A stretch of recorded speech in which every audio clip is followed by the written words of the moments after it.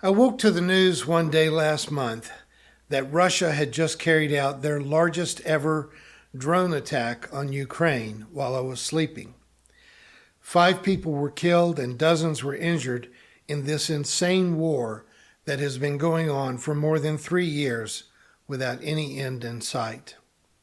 I've spoken about this illegal war and the many war crimes committed by Russia several times over the past years. But what struck me on this fall Monday morning was that the death toll was about the same as the domestic death toll in just one of America's most violent cities. There were 5 people killed and 18 wounded in shootings in Chicago over that weekend. And folks, in spite of how Trump has targeted Chicago, Portland, Los Angeles, Washington, D.C., for his dog and pony show of military invasions, these aren't the most violent cities in America. Across the nation, more than 300 people are shot on average every day. About 125 of those people will die. And even if you estimate that half of those deaths are suicides, you still have 15,000 Americans being murdered every year. Not by foreign invasion, not by drones flying across our borders with Mexico or Canada. This is a domestic war, a civil war, with a casualty count that seems to go up every year. I'm horrified by the daily reports of the Russian war on Ukraine, as well as we have been for the past 2 years with the war in Gaza carried out by Israel until just this past week. But our domestic war on ourselves has been a relentless constant in our lives. So much so that because it's spread out from coast to coast, we are no longer shocked by the senseless bloodshed that takes place in our own cities, our own neighborhoods, and our own families. We have positively come to accept this as being somehow normal. But hear me, this is not normal. This doesn't happen in any other Western country. Listen, my career as a public speaker is coming to an end at the end of this year, so I only have a few more opportunities left to speak truth to power, and I don't want to hang up this microphone without one more time begging you not to accept gun-related death toll in America to be anything that approximates being either necessary or normative. It is a moral flaw that continues only because of public apathy. Even if you take out the suicides and accidental shootings, the United States has 32 times the rate of gun murders as Great Britain and France. You can't even compare it to Japan because most year they don't have any. It doesn't even register. We have 6 times as many gun deaths as our neighbors to the north, and they are pretty heavily armed and very much a gun culture. But we have 6 times as many murders. Other developed democracies have gun laws that work, and still we refuse to even consider enacting those laws in the United States. That's not normal. That's not acceptable. It is, in fact, inexplicable. I literally mean it's inexplicable because I've been asked to explain it any number of times when I was doing lecture tours in Great Britain. America's gun laws are a travesty that cannot be excused and cannot be explained in any rational way. A clear majority of Americans favor more strict gun laws, but that fact simply points to the weakness of our democracy. We don't have majority rule in our country. Our system of government allows for political donations, and because of that, a minority can have an exaggerated amount of influence in how laws are written. The NRA no longer has the money they used to have for making political donations. Their power has been tremendously reduced by their own financial scandals, but still they swing a heavy bat in elections.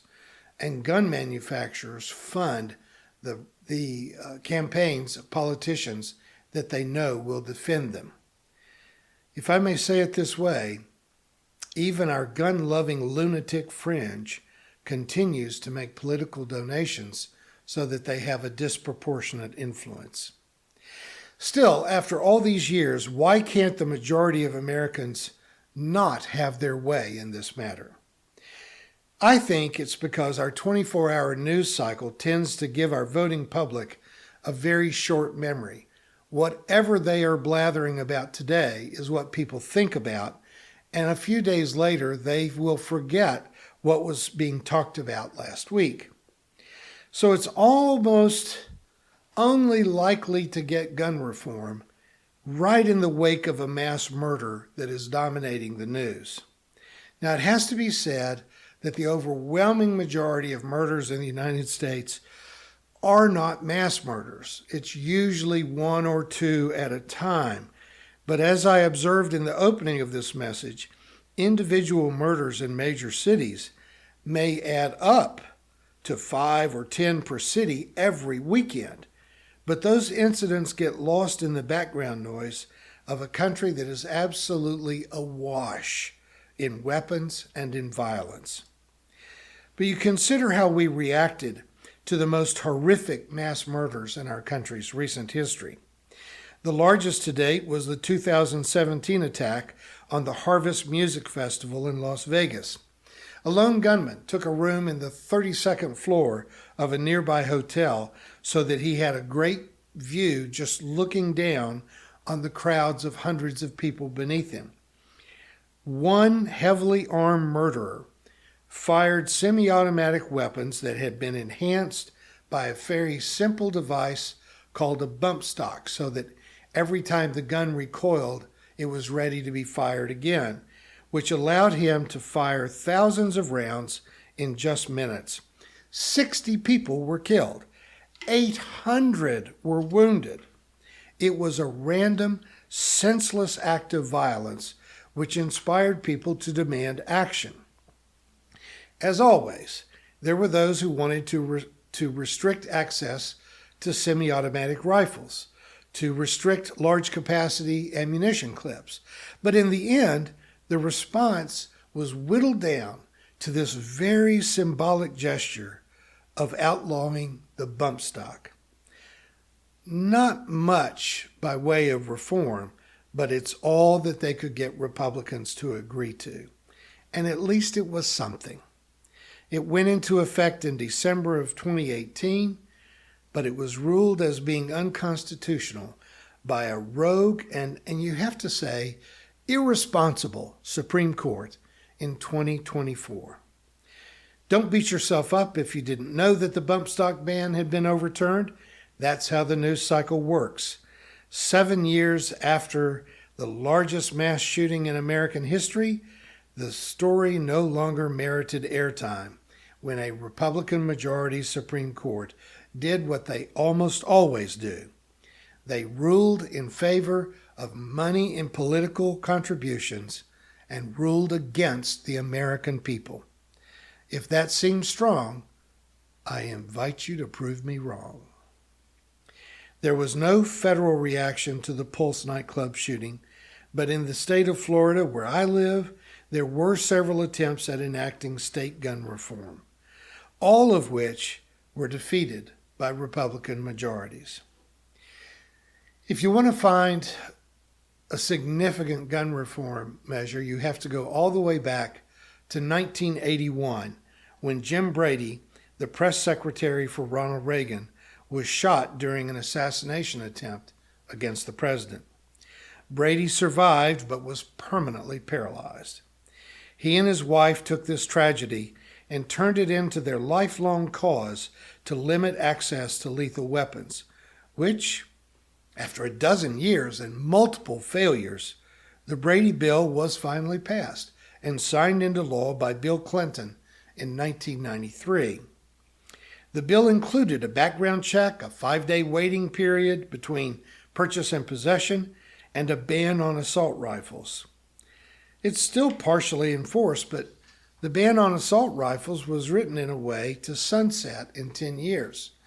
Again, that's what it took to get Republicans to pass it, knowing that in 10 years people would forget about Brady being shot and they would let the assault weapon ban simply sunset. Also, the 5-day waiting period was dropped when we developed an instant police background check method. So at least there's that much left of the Brady bill. At least there has to be a police background check when you are buying from a licensed gun dealer. However, that does not apply to individual sales of guns. So if you are buying and selling at a gun swap meeting or a gun show, it doesn't apply. It is illegal to go online and try to buy a weapon from a stranger. But a few years ago, I was seated at a table in a coffee shop next to 3 young lawyers who were bemoaning their lack of paying clients in their law practice. One of them volunteered that he made much more money selling AR-15s online than he did from practicing law. That is, he could buy an AR-15 because he could pass the police background check, and then he could secretly sell it to someone who could not pass a police background check online for much more than the retail price. That is, of course, illegal, but evidently difficult to regulate, which of course makes the Brady bill effectively moot, and it makes me wonder what the hell they're teaching in law schools these days. Cities like New York and Chicago have strict gun laws, but unfortunately American cities are not surrounded by a moat or a border wall, so their laws are almost entirely ineffective because you only have to drive a few miles out of town to access as many weapons as you want to buy. What has been proven to work in Australia, in France, in Great Britain, and most of the Western world are gun laws that restrict the kind of guns that can be sold, the volume of ammunition you can buy, and the means by which you store it. In England, for example, if you want to hunt, you keep your gun at a gun club locked up, and you go check it out when you're going to go hunting, and you return it the next day. You're not allowed to keep a gun always accessible to you so that you can use it in a moment of rage, anger, impulse, or intoxication. It might be impossible to get the United States to get our murder rate down to what exists in Japan, which is oftentimes none in a year, or England, which in many years can be fewer than you could count on the fingers of one hand. But certainly we ought to be able to get it down under 10,000, shouldn't we? We have been between 45 and 48,000 deaths from gunshot wounds every year. My own experience breaks down to something similar to our national averages. In my 45 years in ministry, I've lost 5 church members to gun death. 2 were instances of domestic violence. A husband shot his wife. In another, the wife shot the husband. The other 3 were suicides. Statistically, you are most likely to die from a self-inflicted wound. The second most likely way to die from a gunshot wound is to be shot by your spouse, which makes you wonder about the people who think that they're keeping guns for self-defense. How do you defend yourself against yourself? Or, for that matter, how do you defend yourself against your spouse? Are you going to wear a sidearm to bed every night? The real reason America has such a tragic record of gun violence is not because we are inherently more violent than the people in other countries. It certainly isn't because of kids playing violent video games. It isn't violent movies, or that we have more mental health issues than other Western democracies. It is because we are a nation so awash in guns that the most disturbed among us can find access to a weapon almost instantaneously. We have about 300 million people in this country, but we probably have more than 500 million guns, which means most people can have more than one, but the truth is that the majority of us don't own any guns. And so the people who do own guns have 2 or 3 or 4 or 5. They are expecting a zombie apocalypse based on the amount of hardware they have. Here in Florida, where I live, it's best for anyone to assume that even the little retaining ponds in our neighborhoods probably have one or two alligators swimming in it. Whether it's a big body of water or a very small one, we have our own dinosaurs living in the water where we know that they are even when we can't see them.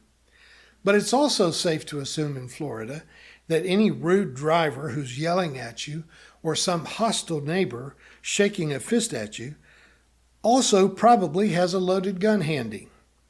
You don't know anything about how something's going to act when they have a small reptilian brain, and I'm not talking about the alligators. The latest twist on gun violence has been the Republican reaction to the tragic murder of one of their podcast influencers, Charlie Kirk.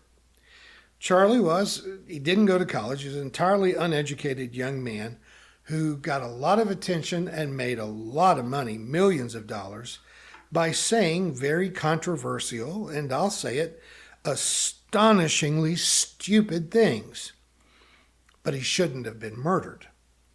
The fact that he was murdered shouldn't result in statues being raised in his honor, nor having city streets named for him.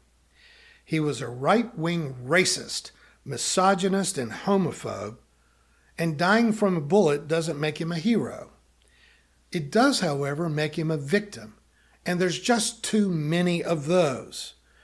He was a victim of our national disease of gun violence, which he defended and promoted. But Republicans have tried to portray his death as a result of left-wing fanaticism and encouragement of political violence. Nothing could be more hypocritical. There are 3 times as many right-wing lunatics committing political violence as there are left-wingers, and the people who encourage such violence often live in or work in the White House, so we need to get real about where that comes from. But it's not video games that's causing all of these deaths. Not violent movies, not LGBTQ activists, not transphobic podcasters or political jargon that's getting people killed. What's getting people killed is 500 million guns in a nation with 300 million people. There will always be people who have mental health issues, who have personal grievances, or some revenge need, or a teenager who simply needs to get attention. That is true in every culture, in every religion, in every race in our world. Our problem is an almost entirely unrestricted access to very lethal weapons, which can be fired accurately at surprisingly great distances at a speed which causes horrific and lethal damage. And folks, this just isn't one of those both sides are guilty kind of issues. I may only have 5 sermons left in my 45-year-long career, and I want to say this clearly, and I hope you remember it. If it had been up to Democrats, our gun laws in the United States would be very similar to the gun laws that work very well in every other Western democracy. The idiocy of our gun laws is 100% the responsibility of elected Republicans in both state and federal positions. The only way for Americans to come to some sanity about gun laws is to stop electing Republicans. Nothing else will work. Now, I've got a lot of issues with Democrats, and I would hate to see one party become dominant in this country for long. I wish we had 3, 4, or 5 parties. I would love to see Republicans change and become patriotic and to sanely represent their constituents. But right now, the Republican Party is waging war on America, and they are killing nearly 50,000 people every year and wounding another 100,000. It has to stop. Look, the number of people killed in Gaza each of the past 2 years is about the same as the number of Americans who died from gunshot wounds in Republicans' war on America. No one would dispute the fact that Israel has been carrying out a war on the Gaza Strip for the past 2 years, right? Many of us have called it a genocide, so it's certainly at least a war. Those 45,000 people were not dying of COVID or food poisoning. It was a war. They were being shot and bombed. And in the United States, Republicans with their crazy and irresponsible laws have caused the same number of deaths among Americans. It's a war. So stop voting for the jerks who are killing us. This is so obvious that I shouldn't have to say it. And you certainly can't say that it's really a controversial thing for me to say unless you think that 45,000 Americans need to die every year to defend the gun fetish of unstable and dangerous people.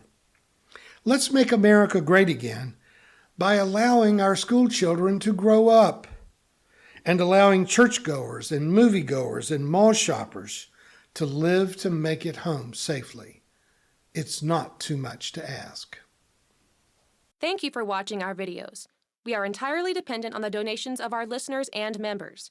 We hope that you find this content to be important enough to help us to keep offering these videos to the public at no charge by becoming a regular contributor. Please click on the donate button on our website at www.spfccc.org. Thank you for your support of progressive religious programming.